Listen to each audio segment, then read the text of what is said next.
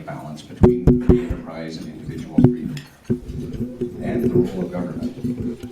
She was previously MLA for Highwood and the leader of the official opposition.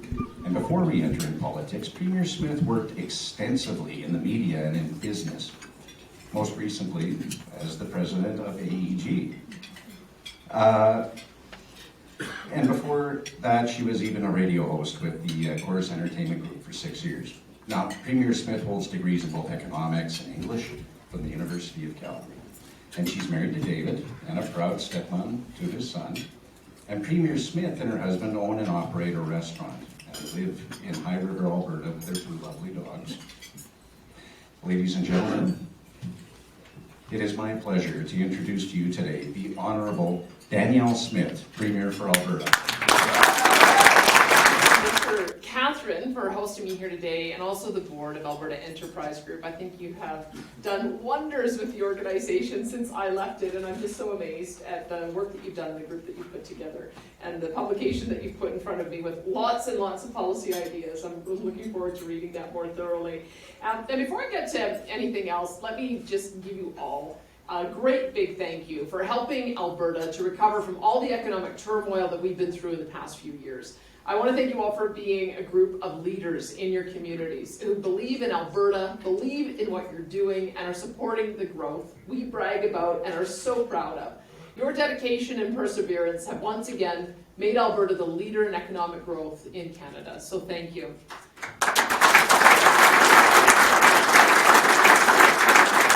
I have to say, as a former president of Alberta Enterprise Group, this feels very much like coming home. For those of you who are not members, this is the economic diversity in action right here in this room. Just look at the current leadership position. We've got people from transportation and construction, finance and investment, oil and gas, technology and consulting, sports and marketing, labor relations and accounting, and of course, community service. As a small business owner, myself with my husband David, and a degree in economics, as well as a former politician at the time that I was here, I am still drawn to AEG's passion for, and this is a quote, being part of a community of Alberta business leaders who believe in driving change and building a brighter, more prosperous future for all Albertans. And now as Premier, I'm even more committed to striking the right balance between free enterprise, individual freedom, and the work of government. It has been my goal from day one to make Alberta a better place to live, enable opportunities for leaders like you, attract investment, and create prosperity for every Albertan. We've made investments in a wide range of industries, from energy to agriculture, tourism to tech and innovation, and our strong economy, quality of life, abundant opportunities, and affordable childcare are encouraging people from across Canada and around the world to make Alberta their home. Our province offers low taxes and a skilled workforce, and businesses are choosing this province as their destination of choice to invest. As a free enterprise conservative, I see that government's role is to create a positive and supportive environment for economic growth. Then you can do what you do best, which is create opportunities that build prosperity, provide good jobs that support families, pay mortgages, and buy groceries. And that partnership between government and the private sector is reinforced with every government investment, with every reduction of red tape, with every job program, and every time we stand up against federal interference in our economy. Now this week, a Minister of Finance and the President of Treasury Board, Travis Taves, produced tabled a budget 2023. It's a budget that will continue securing Alberta's future. It will attract more investment than ever before. It will ensure Albertans have quality health care when and where they need it, and provide additional supports to help business, workers, and their families thrive. Now, before I get to some of the great announcements that we made in the budget, I have to just tell you what I'm most proud of, and that Minister Taves and I worked very closely on over the last number of months, and it's our fiscal framework, because we know that part of the reason we have the ability to invest today is because of the hard work that was done, putting the books in order. And we want to make sure, as we enter a period now where we might have ongoing surpluses, that we are managing them in a way that's going to be conservative and stable and prudent. And so let me tell you what the elements of that fiscal framework are. Number one is balanced budget legislation. So if we ever find a massive reduction in our revenues at any point in the future, that would be the only reason we would be able to run a deficit, but we'd have to get back into balanced budget within 2 years. We're putting that in legislation. We are also giving direction that any increase in operational spending has to be below the prior year's inflation plus population growth. I've been watching budgets for a long time, and often there's projections forward about what inflation and population are going to be, which results in the overspending. We're going to look in the rearview mirror to make sure that we're keeping up with inflation and population growth, but we're not overestimating and overspending. You'll see our inflation stats for year over year were 6.2. Our overall increase in operational spending was 4%. So that's a measure of how important that rule is going to be. We also have a significant contingency in our spending. It's $1.5 billion. And part of the reason for that is that oftentimes we've seen year after year that we have extraordinary expenses, particularly emergencies when they occur. There was a bit of an emergency yesterday. I think some of you got probably 7 indications on your phones about that. There's some fabulous memes going around about that. Now, I like the one with the cat sitting in front of the button pressing it 7 times. It won't surprise you that our system worked fine. It was the integration with the federal system that caused the problem. So, yeah.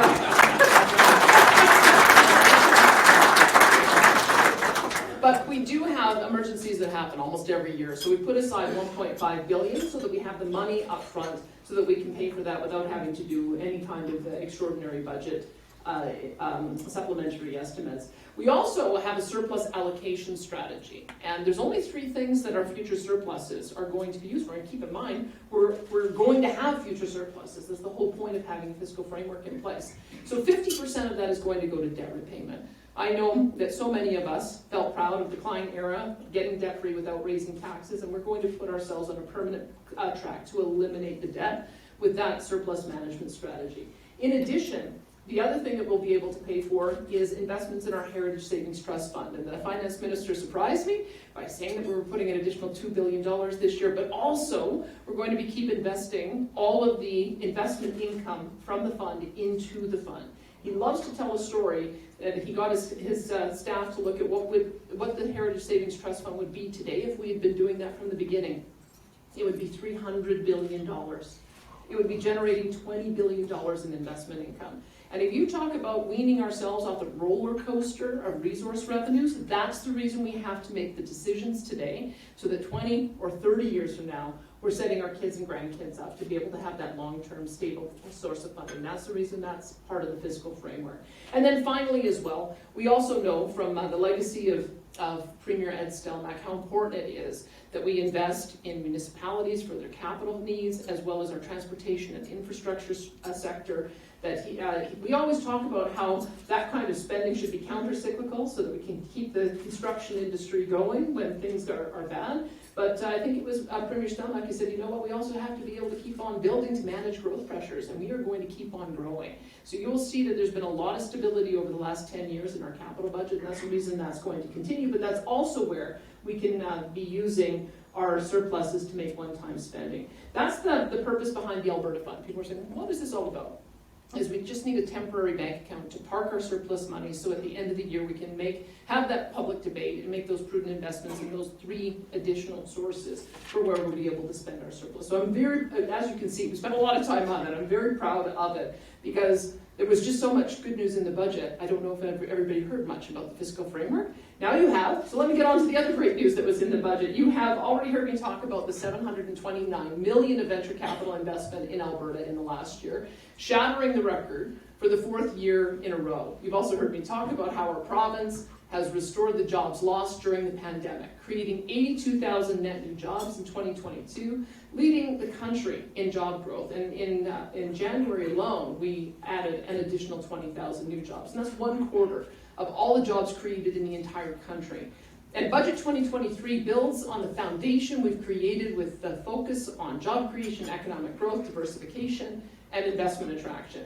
It sends a loud message to the rest of the country and the world that Alberta continues to be open for business, that we have more opportunities, well-paying jobs, and are supporting strategic and emerging sectors. I must say that.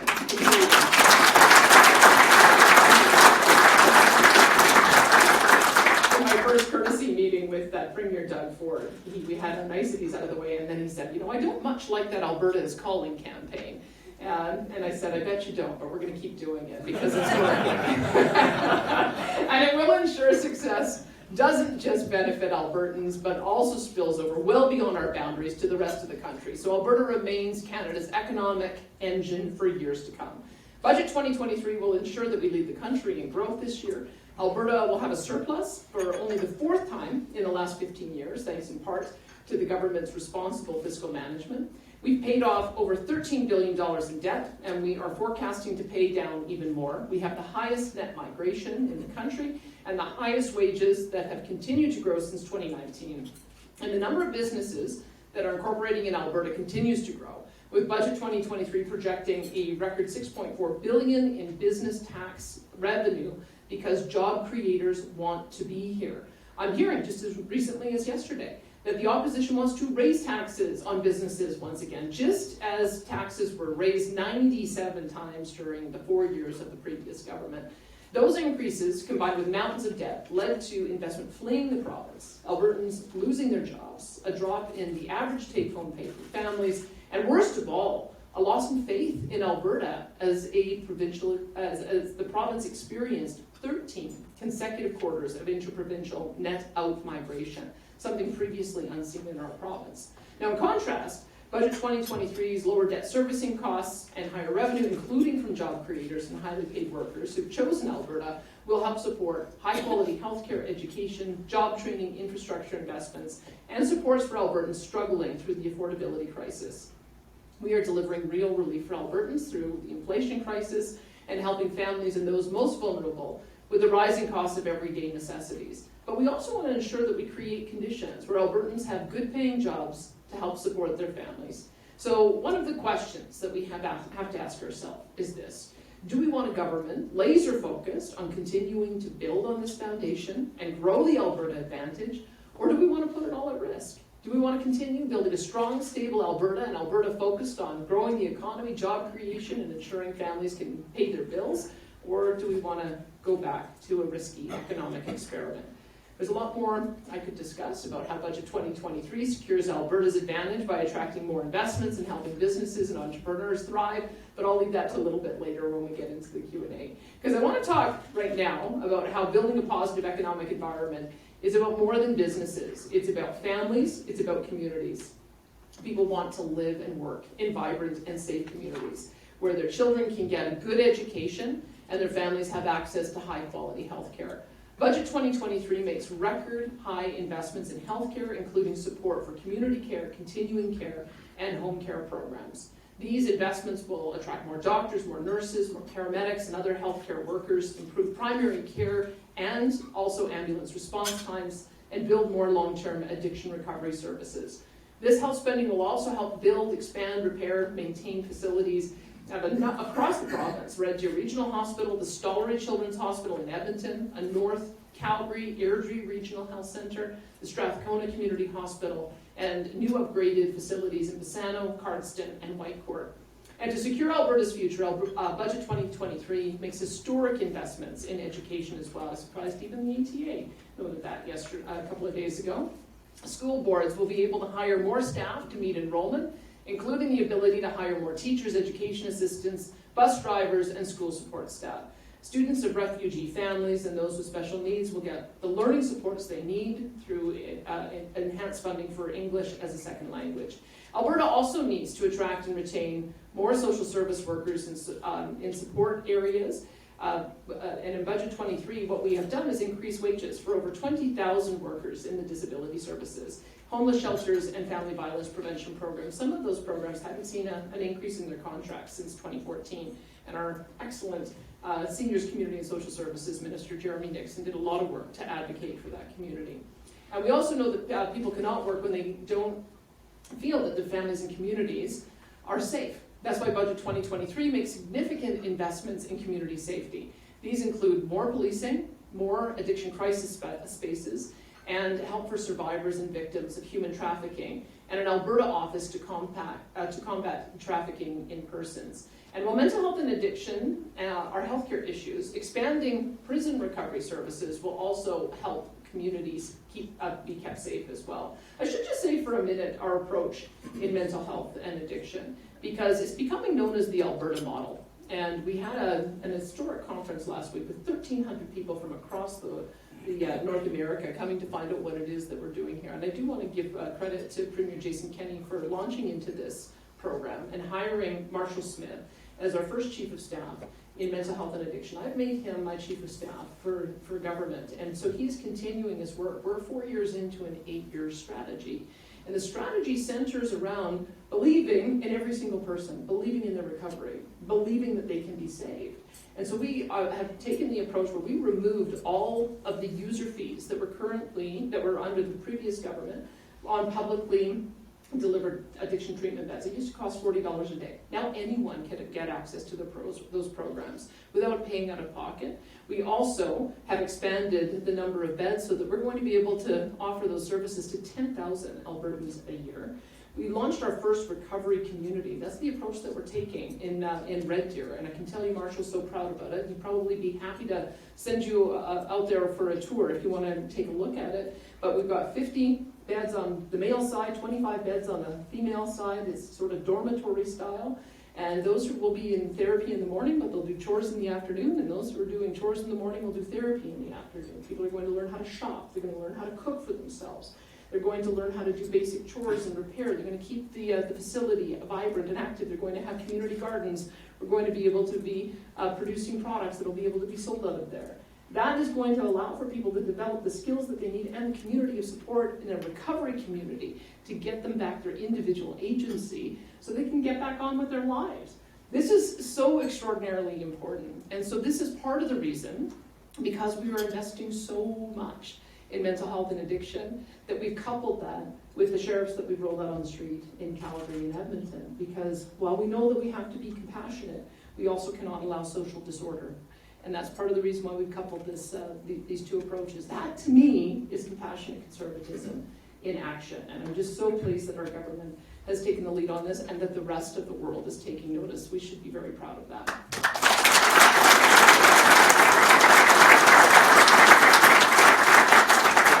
And Budget 2023 is not just a funding document. It's an enabling document. Every investment enables businesses, families, communities, educational institutions, and others to lead and take action. Every investment relies on partnership and local initiative. Partners, friends, and colleagues. Budget 2023 will help build a bright economic future with continued diversification, more jobs, higher job skills, and more high-quality education. It will transform the healthcare system, help people with the high cost of living, and keep our communities safe. It is all about achieving the right balance among free enterprise, individual freedom, and the work of government. Budget 2023 is a tool to help make Alberta a better place to live and do business and create prosperity for each and every Albertan. And I look forward to working with all of you to achieve that vision. I have to open my book to read, if I may. These golden years ain't so golden. Anyway, I was privileged to be asked by Catherine to offer some gifts and thank you and say a few words, and then it occurred to me, that's harder said than done. And it reminded me of a quote by Margaret Thatcher, who said, if you want something said, ask a man. If you want something done, ask a woman. And so with that, I offer the following comments. I have 3 paragraphs, and it's in the form of a definition, and so it reads like this. Definition: Danielle Smith. Proper noun: words belonging to one of the major form classes found in any of a great many languages, used as nouns or noun equivalents, and takes, I knew I should have read. Used as noun or noun equivalents, takes noun constructions and refers to a person named or understood in the context of possessing superior human qualities. Adjective: adjectives are descriptive in nature. Principle: a lady holding the embodiment of truth, formed from steel, unbending to the force of those deniers of truth, having strength in purpose and resolute in commitment, guided by an inherent knowledge of the difference between right and wrong. Verb: verbs are action words. Never in the history of the province of Alberta has there been a greater need to protect and defend the sanctity of our uniqueness and the sovereignty which by rule of law protects us all in our provincial right to self-jurisdiction and governance. Please, please, please let winning the upcoming provincial election be your primary action for the benefit of all Albertans. On behalf of Catherine Brownlee and the Alberta Enterprise Group, thanks for your honorable public service. And what this is a copy of an agreement between the federal government and the province of Alberta dated January 1926, which is the transfer of our resources. So that's one book, and Catherine did some shopping as well, so we're going to consider you a maverick. Oh, fantastic. And then you're going to be going to collect dates, so we got you a designer handbook. You can collect, not dates, books. And then if you like, there's a couple of copies that aren't personal. Fantastic. So there you go. Thank you. Thank you very much.